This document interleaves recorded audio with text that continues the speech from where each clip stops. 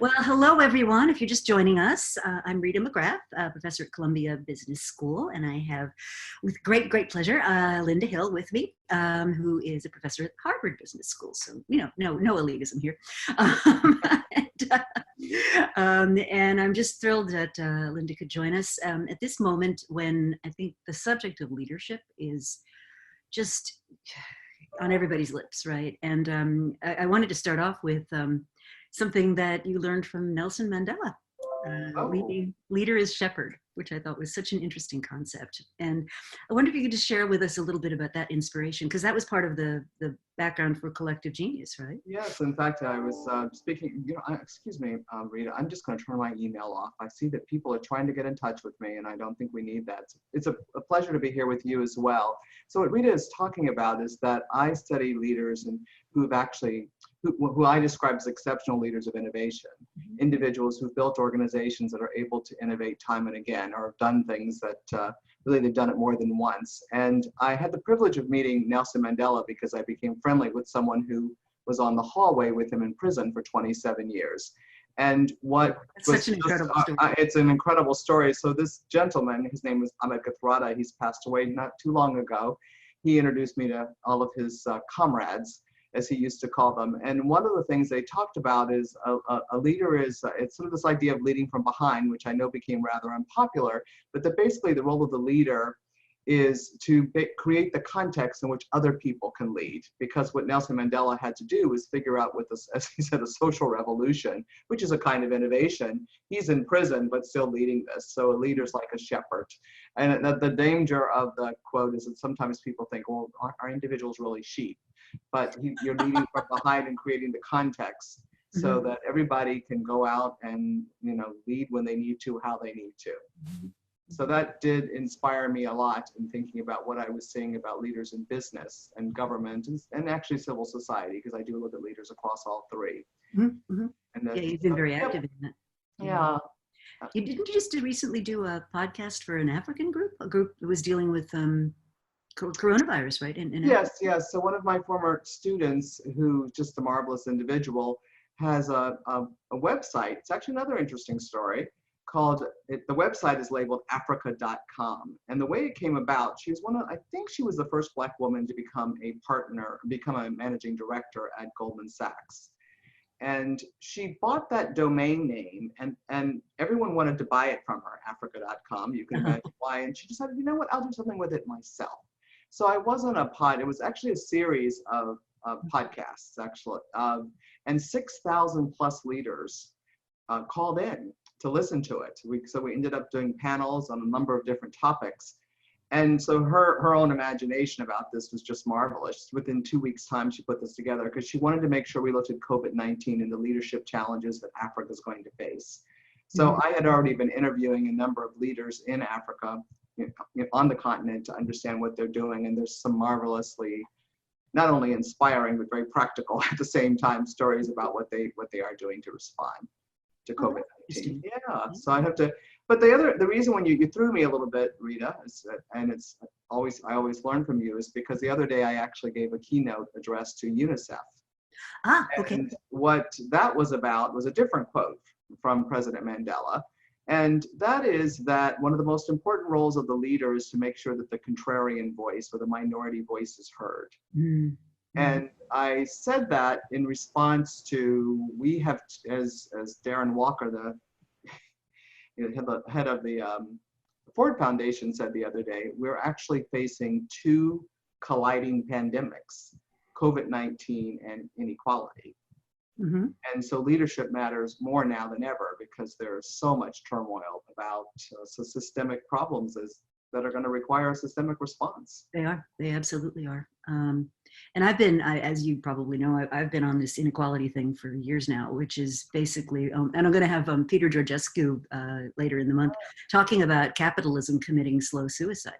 And which it is, it's just, and it does require a massive solution. But I want to come back to this notion of well, your book really, that leadership in the traditional sense has been something that we think we know, right? So leaders have this vision and they, galvanize everybody to follow that vision. And, we're Steve Jobs on a horseback brandishing a sword or something.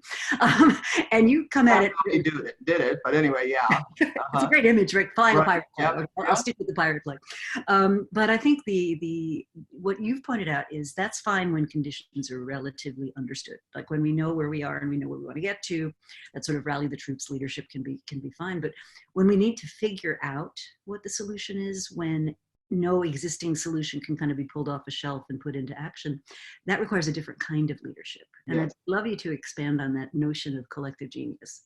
Okay, yeah. So one of the things that we ended up doing, so I am a protege, as you know, Rita, of John Cotter and Warren Bennis, literally. I had the privilege of knowing and working with both of those men. Obviously, Warren isn't with us anymore, but John is. And they talk about leadership as being about setting direction and making sure, communicating direction and inspiring people to move in that direction. Mm-hmm. And one of the things they helped us understand was the difference between leadership and management. Mm-hmm. So leadership is about dealing with change, and management is about dealing with complexity. And they both helped us understand also how organizations end up being, if you will, over time, overmanaged and underled. Mm-hmm. So I had the privilege of working, and the reason I made the comment about Steve Jobs is one of my partners in crime, the person I wrote Collective Genius with, was a man who worked with Steve Jobs at Next, then went to Pixar to scale it for 14 years as the head of technology, and then went to Disney to help with that integration. And so we do research together. Mm-hmm. And then the other person I do research with is the man who actually first built the Apple stores. Oh, thank you. Yeah. I'll tell you what I'm working on now, but who built the Apple stores out? And apparently every week for 12 years, he met with Steve Jobs. So when I said that's not how Steve Jobs led, these two people who actually helped me do my research now, they tell me in great detail what he did. And I saw myself at Pixar because I've had the privilege of studying Pixar since probably 2002 or something like that. But what we found is, and it scared me at first, is leading innovation is different from leading change. Leading innovation when you don't know the answer, when you don't in some ways have a vision, as a number of the leaders said to me, it's a different task. And it is about creating the environment in which people will be willing and able to do what's required to do innovative work. Mm-hmm. And we've known for a long time, and Rita's helped us know this and other people, we've known that most innovations, or 99%, are the result of collaborations of people who have diverse perspectives, mm-hmm. and that you rarely get innovation without diversity and conflict. Hence the comment I was making about Nelson Mandela saying you always need to make sure the minority voice is heard. So we learned in doing this research, and as an organizational anthropologist, although we do have an assessment tool we now can use to test, if you will, or to assess whether or not you do have the culture and capabilities required for innovation. What we found in our work is that these leaders understand that innovation is not so much about people following you to the future, it's actually about them co-creating the future with you. And that's what you need to focus on. So I have pictures I can talk quickly about what that's about, but I don't want to go more there. I would want to tie it back to COVID-19 if I could, because one of the leaders I spoke to, Rita, if this is okay, and I've been speaking to a series of leaders, because I've been doing the last 4 years, I've actually been really focusing in on digital transformation, mm-hmm. and how you make your organization be more agile, which is obviously related to innovation. And so in February, March, my conversations with the leaders I'd already been studying kind of turned to COVID-19. Mm-hmm. And one of the people I had the absolute privilege of speaking to and following since is the man who is the CEO of Cleveland Clinic, Abu Dhabi. Oh, wow. And I think I saw a video of yes, we did a multimedia article, and I highly recommend it. It's free. It's on the Harvard Business School website, and he's a marvelous man. So he's a cardiac surgeon.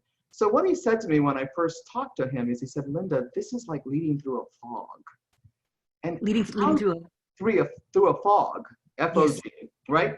So how do you lead when you can't see and you have no vision? Mm-hmm.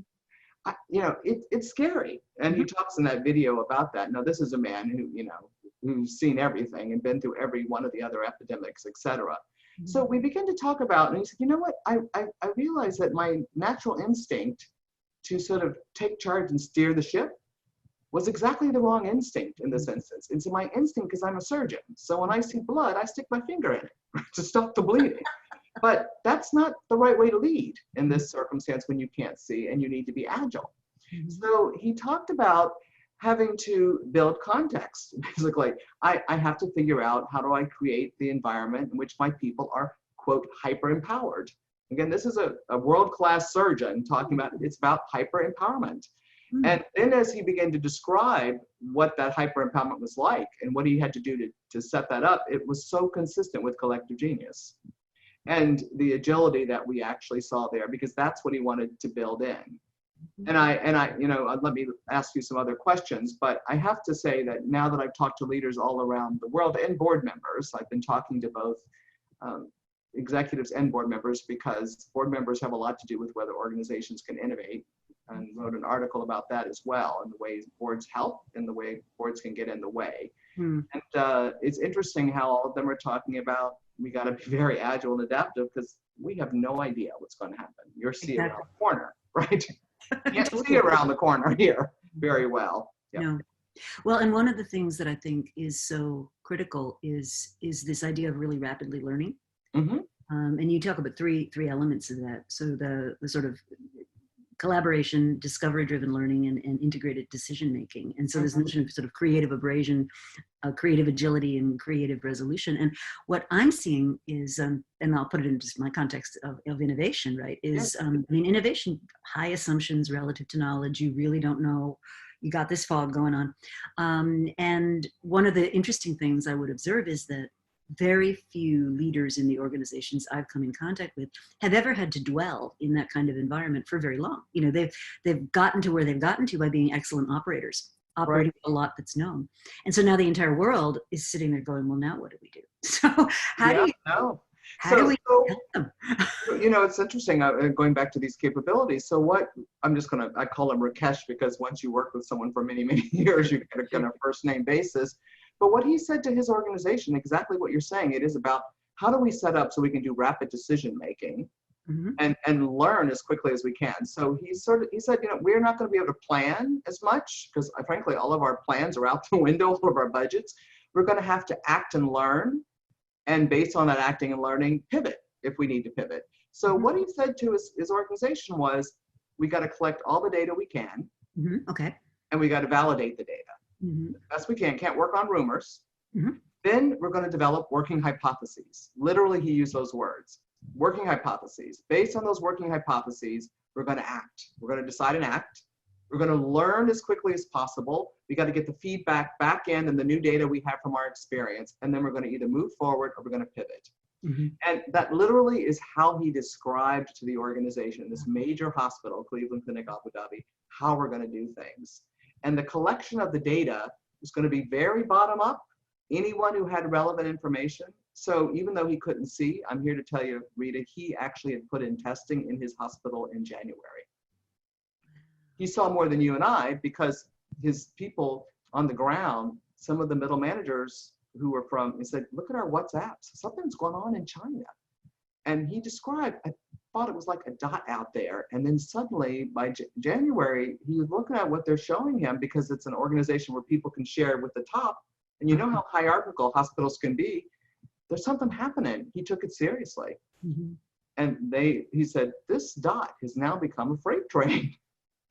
We got to act, even if we're going to be criticized for overreacting. So this business of, you know, getting the data, trying to validate it, learn working hypothesis. This looks like it's becoming a freight train. We're going to act, begin to repurpose our hospital, find out about testing, all of that done in January. So even though he felt blind, he was obviously seeing a lot more than the rest of us earlier. Well, so what is it that these people do to create that that safe space, you know, where the contrarian voices can be heard? Because, you know, it sounds sort of simple, right? I mean, it sounds straightforward. I mean, why wouldn't you want to do that? And yet you look at organizational practice, and I never cease to be just stunned by how hard it is for that kind of information, that, you know, first adopt, then a freight train, how hard it is to get it to penetrate to people that actually have decision rights. Yep. So one piece of it, when he said hyper empower, right? He pushed down. I think most leaders I'm talking to, and I'm talking to them again all around the world, they're discovering that they'll be overwhelmed if they don't distribute leadership. Now, if you haven't done all of these things already, you know, how do you set the context to get started? So what I would say, the first piece of the puzzle on this is that people need to be real clear about the purpose of the organization. You need to reaffirm who you are and who you really serve. So they need to have that north, you know, that true north of this is why we exist and this is who we serve, whether it's staff, patients, whatever that might be, because that's what they're going to be relying on to make judgment calls in this complicated circumstance. Then how do you create that operating model? Because what I see them doing is saying we got to put in place an operating model that will allow us to move quickly and learn quickly. So it's very learning oriented. Another leader said, what we're doing, these are experiments. I mean, this is a regulated business. She was like, what do you mean we're doing experiments? These are experiments because we've got to be honest about what we don't know. And so I see that what these leaders do, though, is they remind them all the time, this is our purpose, this is who we serve. And in that spirit, that actually helps everyone get focused and aligned around that purpose. And that's also true in innovative organizations. In all the organizations we saw that could innovate time and again, the leaders were very clear about the purpose, because that's the glue that helps us do the hard work of innovation, because innovation is such hard work. Then in terms of creative abrasion, I mean, there's a whole set of issues, and it's really how the leader behaves in part. And obviously you've got to put the structures and processes in place to allow for it. But people really, you are the instrument, and you're using yourself to send signals that you actually want to hear what people are thinking. So, and this sounds very basic, but with COVID-19 and working on, you know, across videos like this, one of the leaders said what he needed to do, actually, even Rakesh said to his people, I'm scared. He actually said that, I am scared, right? To build that trust and to say, look, I don't know either.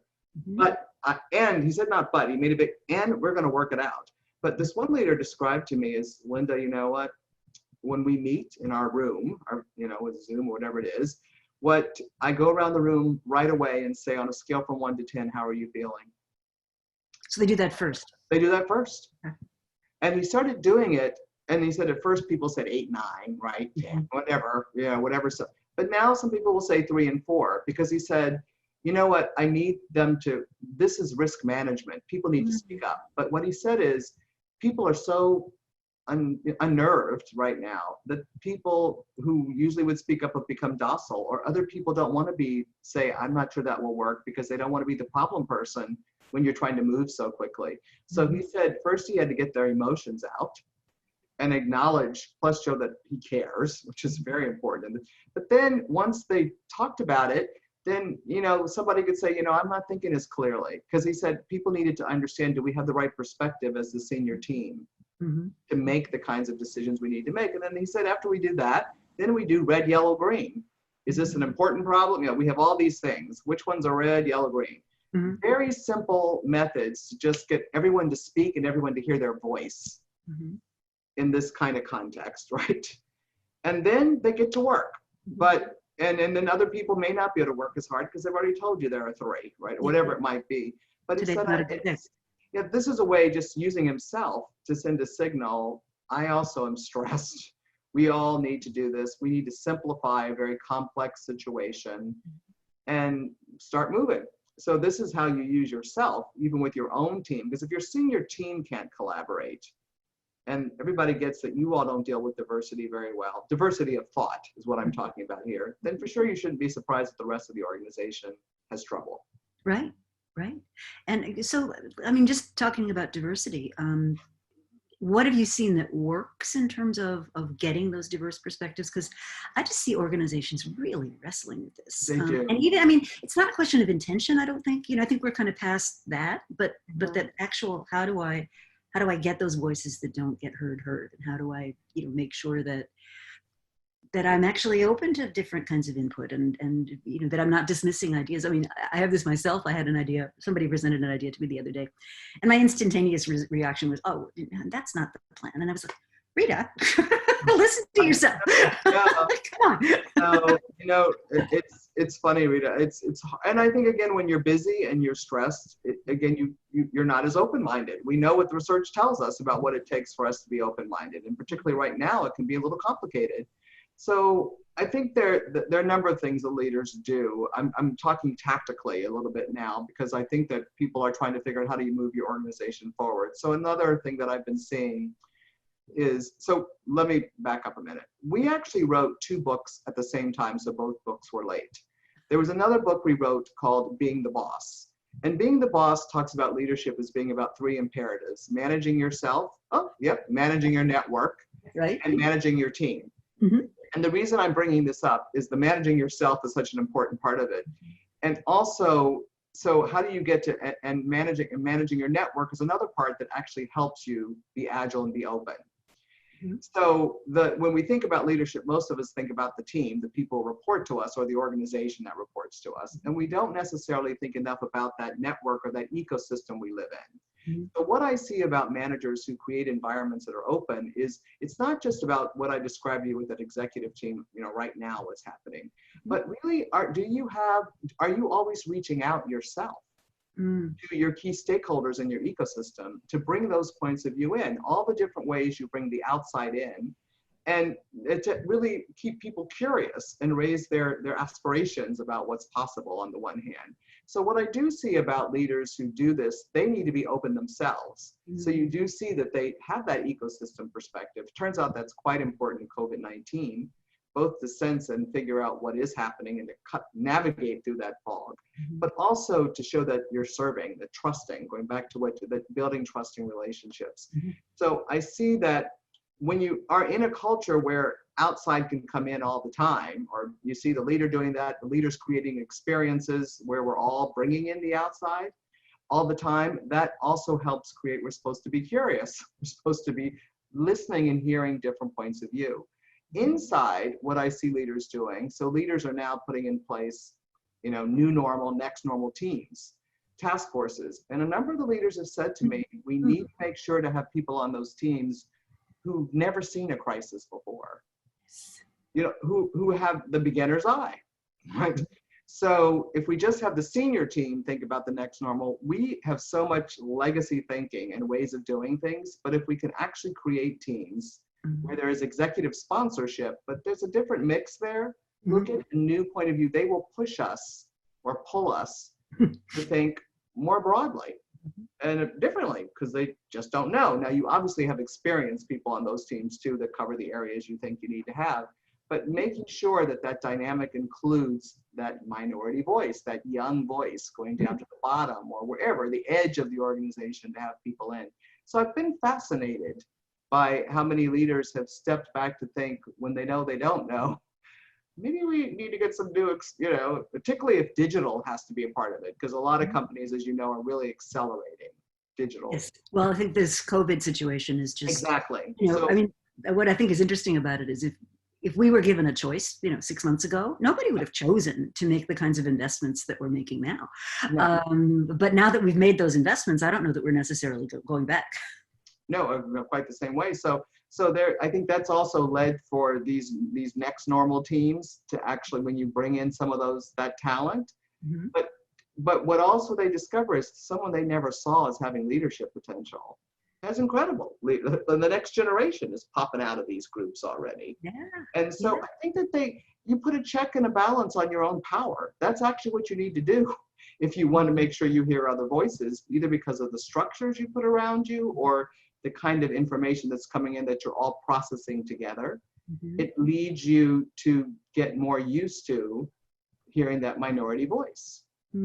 Another company, they had done this a little bit before, they gave Tableau, they gave visualization tools to some junior people and middle manager type people, and they created these whole new dashboards that are really important to working to measuring progress to get through this period of COVID-19. So again, once you empower people and you say to them, you know what, here's a tool for you to think about, what do we need to do? If they know the purpose and you really show you're focused on that purpose, you put in that operating model where more voices are already there to be included. They're not going to immediately speak up. You're going to have to push them along or pull them along. And you have a cadence. So I think what's happening in those companies that are doing that is, like, one company moved all the meetings together on the same day to stack them up so that basically we make decisions that they have to be escalated, they go get escalated, they get decided, and then they get deployed. So the junior people are seeing that, oh, something we did at 9 in the morning, we're actually acting on that day. So Wow. they're motivated Uh-huh. to speak up, right? Because Right. they see that they're having impact, which is what we know matters to people. Mhm. Not just having voice or giving Right. voice, but I see it happening. So Yeah. this thing with this tool, this visualization tool, 50 different, it's different ideas that they've started working on and using to measure progress now until they figure out what are the right metrics for us to know if we are moving in the right direction. Mhm. Mhm. And some of them, I assume, they'll drop, and some of them they'll keep going. And Exactly. So I think it's about unleashing talent and then Mhm. harnessing it. Mhm. So the whole thing about collective genius is, at Pixar, they said everyone has a slice of genius, and I slice love of that genius phrase. means your talent or your passion.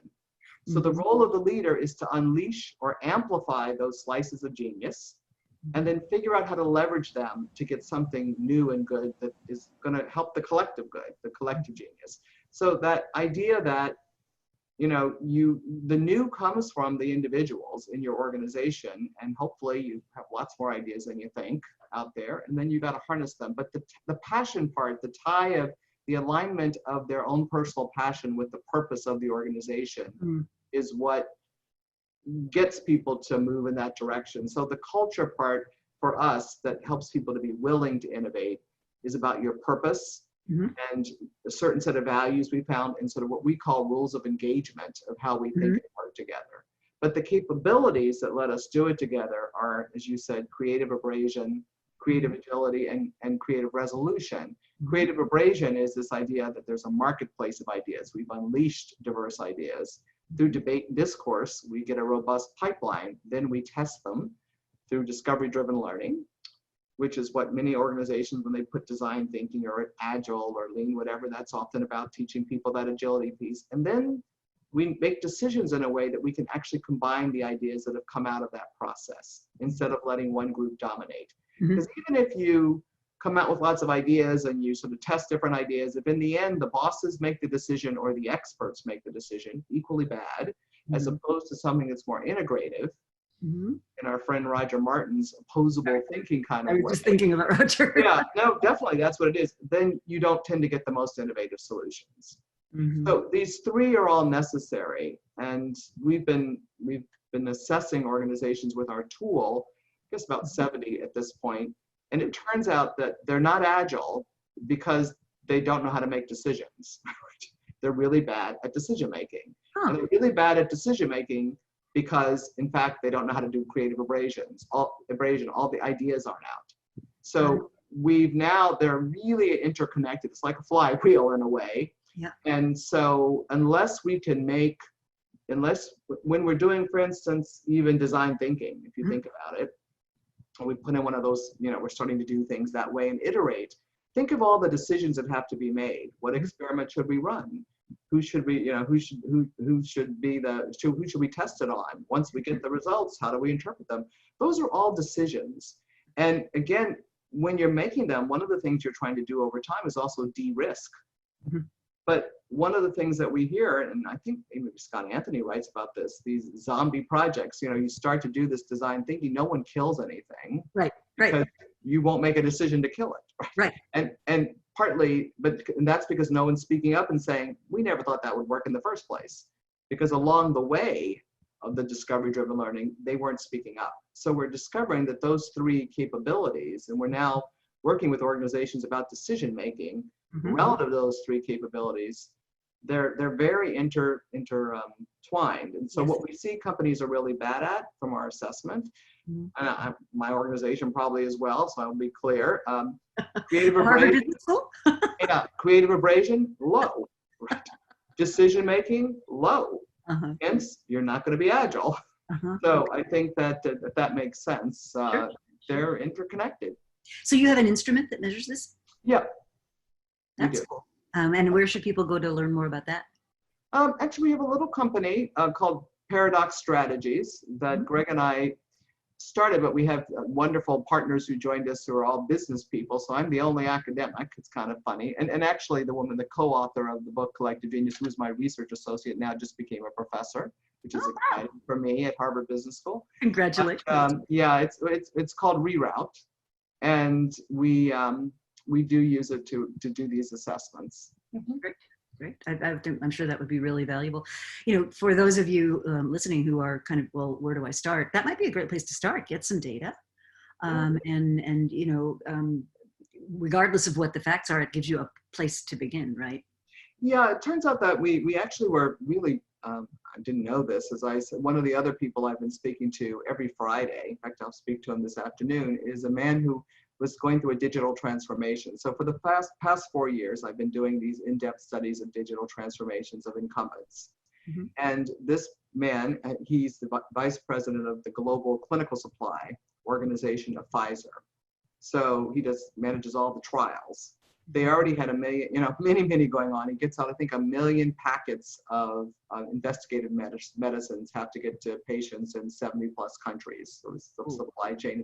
And so when COVID-19 hit, needless to say, how do you make sure you get the medicines to people? Yeah. On top of it, as many of you may know, Pfizer has a number of COVID-19 trials underway. So that got put on top of his work. But we've been studying them for about 4 years. And I bring this all up to say is, as a part of the study, it was action research. We actually asked him if he would help us design this reroute instrument. So we've been assessing his organization over time. Mm-hmm. And what I know from working with him on it, and we've written about it, so I can talk about it. You can't always talk. He's not a client. It's more action research. But it gave them a language for talking about culture and capabilities. And it's not just culture, it's also these capabilities. And so how do you really help, as you were asking people, the organization be better at creative abrasion? How do we really help us all get better at decision making? Mm-hmm. So I think the way the tool worked for them is it just gave them a language and an integrated way of thinking about where the gaps were that they needed to address and what was actually working, what was already there. For instance, they have a very, very clear sense of purpose. Mm-hmm. And so they were able to use that. Creative abrasion, the middle managers of his organization actually came to the senior management team and said, we would like to take responsibility for figuring out why we don't have more creative abrasion and fixing it. And they returned with an idea of a restructuring that would actually help them do it better. Huh. And so then they said, you know, we're not going to escalate anymore. So you all be good. Okay. You tell us, but because you have to be very clear about what are the decision-making rights that the group has. And often, as you know, Rita, that's not clear. Right. Right? Who knows who really makes it? Yeah, I mean, and one of the things I hear when I get pushback about being more discovery driven as a leader, right? But one of the things I always hear is, well, how do I ensure that things won't go wrong or that there's no risk? And I'm often reminded of something Jeff Bezos talks about, which is type 1 and type 2 decisions. You know, type 1 decisions are entity threatening, highly risky, irreversible, you know, hugely potentially costly, either in reputation or money or whatever. But type 2 decisions, you know, you walk through the door. If you don't like where you got to, you walk back up.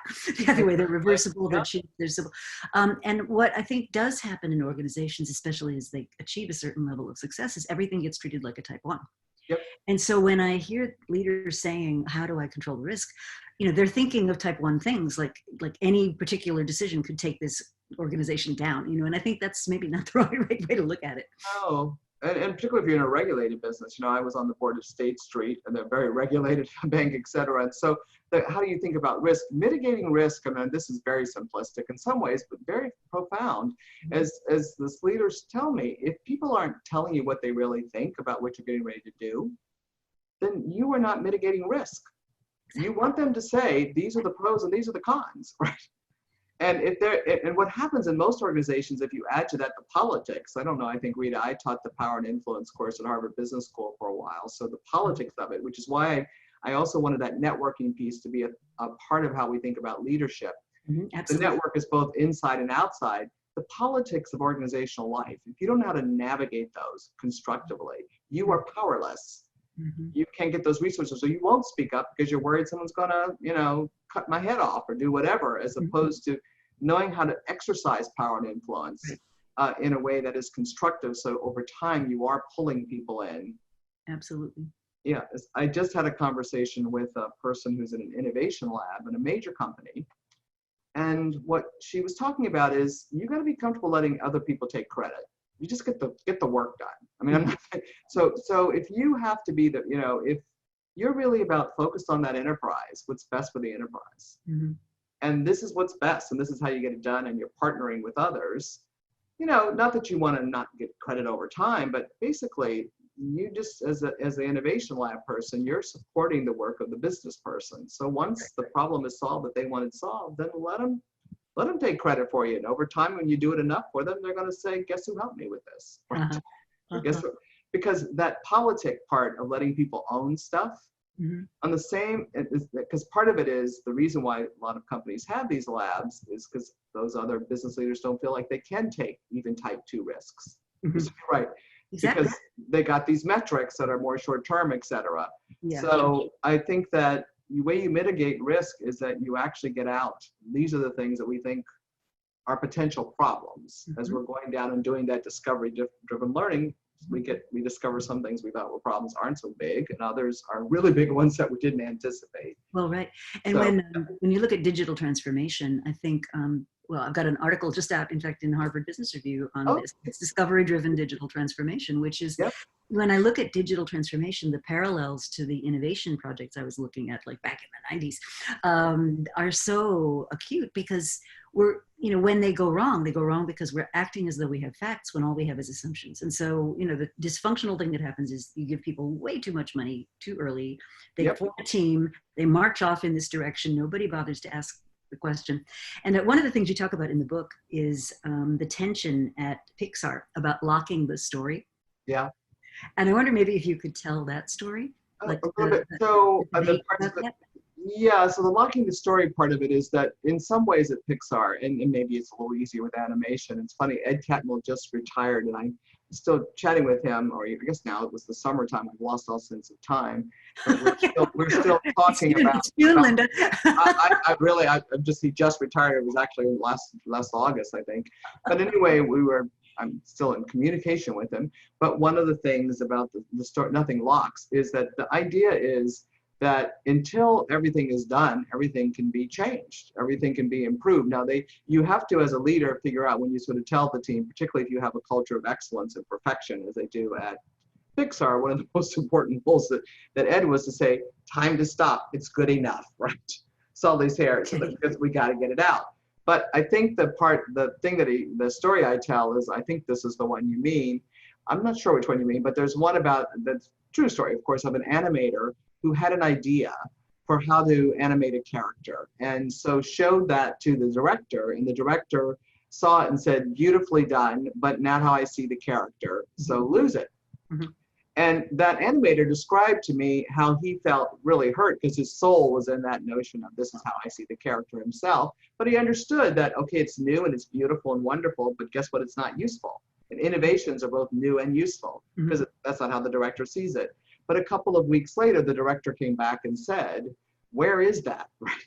And he took it because he said, you know what, this is good. So what they say at Pixar, this is where the slice of genius comes in, is because that animator was able to share his slice of genius with the director had a much more nuanced sense of that story and was therefore able to tell a better story that had a much better outcome. So this Mhm. issue of unleashing the new, figuring out whether it fits what you're trying to get done, but then, if it doesn't, it doesn't. It was beautiful, it was new, save it for another day, or maybe you'll never see it.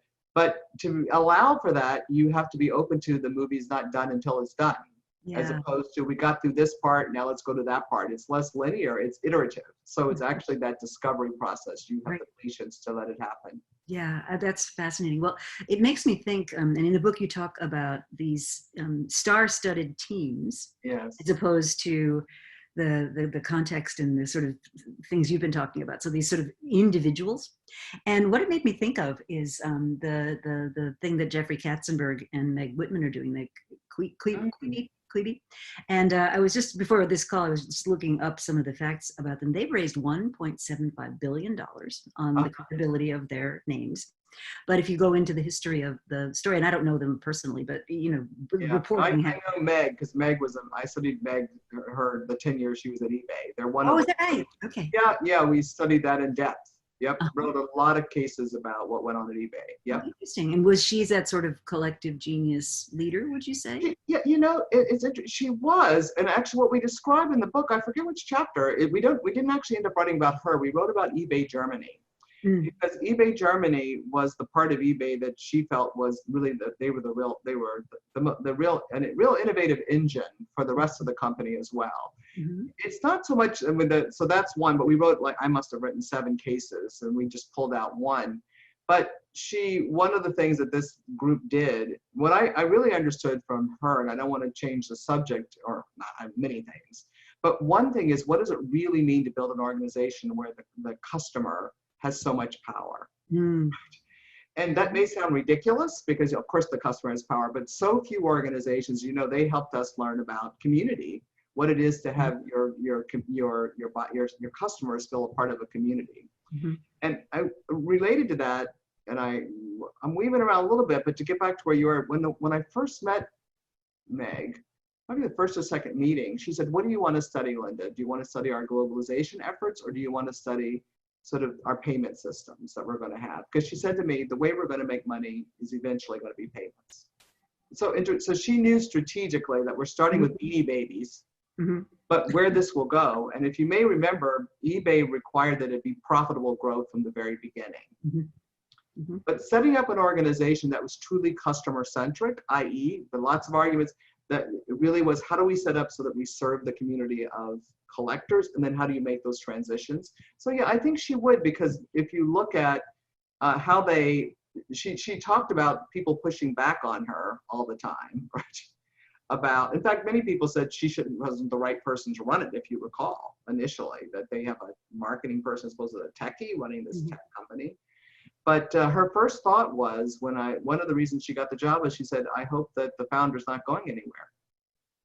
Whereas everyone else they interviewed said, "Is the founder going to be gone so I can do what I want to do?" Yeah, yeah. She actually, and she said, like, I hope he's staying. Yes. And so she did have much more of an understanding that it was a collective activity. Mhm. Definitely. Not that, all companies don't have their ins and outs. Mhm. Because I've been thinking about giving her a call. I've been very curious to see what they're Yeah. doing. Yeah. What made me think of it was this notion of individual superstars, which Right. clearly Quibi has, right? And there's $1.75 billion worth of investors that think they have as well. And so what it made me think of, though, was, very famously, the Wall Street Journal kind of reported on. So she was brought in to be the CEO, but of course, Jeffrey Katzenberg is the kind of creative genius and the person with the sort of Hollywood connections and all that. And the reports are that there's a lot of kind of tension, but I mean, Yeah, I haven't looked at it no, since. But you know what, if I can, I'm interrupting you because that's fine. I really want to, because of what you're just saying about the cooks. So when Ed Catmull came to Harvard Business School, when they were teaching the case Mhm. about Disney paying, I think they paid, how much money Disney paid for Pixar, and why would you pay that kind of money? Mhm. And at some point when the students were talking, a student said to Ed Catmull, the co-founder of Pixar with Steve Jobs, he said, if I lead the way you're describing, there'll be too many cooks in the kitchen. So Ed turned to him and said, "Well, which one of my Academy Award winning directors do you want me to fire, or animators, or excuse me?" I mean, but you need to get real. Do you know how hard business is? You need to have top talent, and you as a leader. And this is one of the ways that you'll get abrasion. Those people aren't backing down, right? They're not. They're talented. They're passionate. He said, "I have to learn how to get those cooks, those top chefs, to cook a beautiful meal that someone wants to buy. It's not about reducing the number of top chefs you have. Mhm. It's amplifying, right?" So I think that, maybe, I don't know what's happening. I haven't really read. I just saw that Meg was there, what's going on. But you need the best talent you can get. And if you as a leader don't know if you don't hire people who are smarter than you, if you don't are always not upping your game, but it's how you manage. If you leave that talent that makes the difference, then you're not even going to have the raw material, if you will, Mhm. to work with. Mhm. So I guess one of the things you're working on a new book, you said? I am, and I don't know exactly. Unlike you, Rita, I don't know how you do it. I'm still, maybe, I don't know, I'm going to blame it on being an ethnographer, so I have too much data. But, you know, it's on leaders in all kinds of organizations.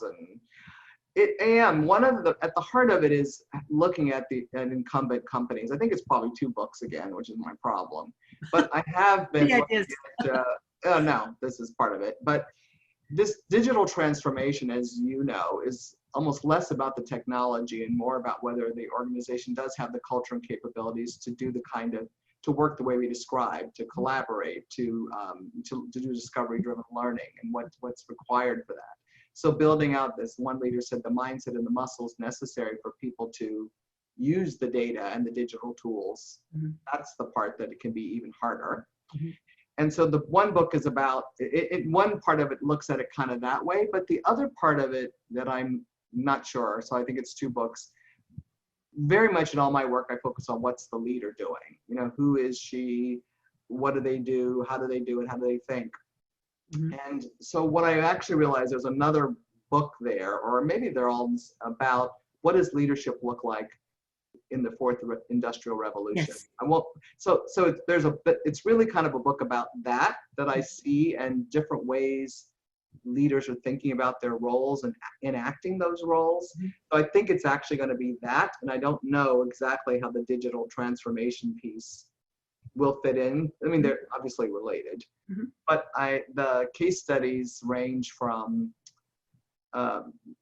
Michael, who's at Pfizer, who we've been looking at for a long time, to a man who's building out a creative community in Singapore over, you know, just this huge thing, to a major consumer products company that is just, you know, trying to do breakthrough kinds of products now, as opposed to what they thought was more incremental. It's the whole range in different countries. Mm-hmm. One of the ones that's exciting is a woman who has an agribusiness in Nigeria. And just what she did with COVID-19, she ended up creating a new subsidiary, a platform where all African agri-tech companies could come and get technical assistance. And within 2 weeks' time, they've been able to get to small farmers apps on their phones to get their products out to the market. So really a whole range of stories, and I write stories and narratives, but then I pull out what are the models or the principles that you can work on. So I think it's really about what leadership really needs to look like going forward. And so that network piece of leadership, the ecosystems you need to build, Absolutely, to be able to get your company to be able to be innovative. I know there's probably 3 books, but I think it's I think it's at least 2. So I think I'm getting ready to divide them. But one is, what does leadership look like for the next 10 years or 20? You know, we always say it longer. When we have these new kinds of tools, right. What do you need to know, and who do you need to be? And then how do you live that, enact that in the kinds of organizations you need to create? So one of the things that Rita knows, we found when we did the work on what do exceptional leaders of innovation do, one thing is they build in their organizations and the culture of the organization that they're very data driven. Mm-hmm. That decisions are based on data.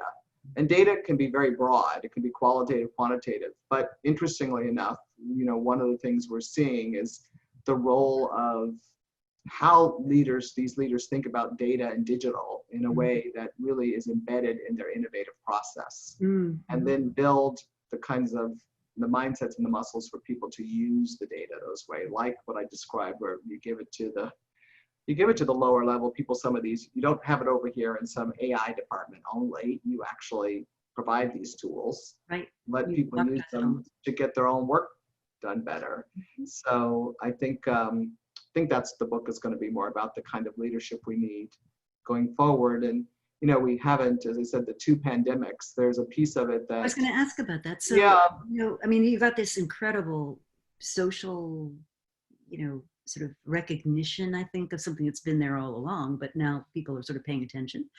And you've got the inequality issue, and then on the other side, you've got this just sort of pandemic. I mean, a once in a lifetime event. You do. And you know what, Rita, I have to apologize to you. You've become too interesting and to our audience. You know what? I need to run because I have to teach a class at 12. Oh So no! I don't know if you remember when we talked about this. One Yes, of the you said you needed to get out a little so early. I actually, as I'm an online professor now, and we're not quite done because I'm dealing with executives. So I Well, you have go do that. ending very abruptly, and I want to tell you, it's been a privilege to speak with all of you, and you're just all blessed to know Rita because I learned so much from her. No, I'm always Thank like, how do you. you do this? And how do you manage to be so clear, and get so much done? But Thank you. this is why I don't. I wasn't paying attention. I do need to jump off and grab my We'll see. materials. Thank you. So thank you, Rita, and Thanks. I'm so glad to see you're safe. Bye bye. Hey, go teach. Okay. So, Bye. for those of you that are still with us that want to know where to learn more about Linda, you can check out her website, which is the Harvard Business School website, obviously. And she's got all kinds of credentials and things that are there. She has, I think, 4 books in total. So the one that I showed you was Being the Boss, which is the one about the networking piece and all that. And then the one I particularly love is Collective Genius, which is those individual slices of genius that add up into collective genius. And she's got a company, Paradox Strategies, just to reinforce. She's got a survey that they produce that allows you to actually get some assessments of where you stand on this collective genius style of leadership. So thank you all for joining us. If you have questions for me, as always, feel free to reach out. I'm rdm20@columbia.edu, so I'm pretty easy to find. And I'm looking forward to next week when we're going to be hearing from Patty McCord, who was the head of talent when Netflix was first founded. And she's got some really great ideas about kind of building on what Linda's talking about, how you get the best out of the talent that you have. And so I'm really looking forward to that conversation. So thank you, everyone. Have a great weekend, and we'll talk to you soon.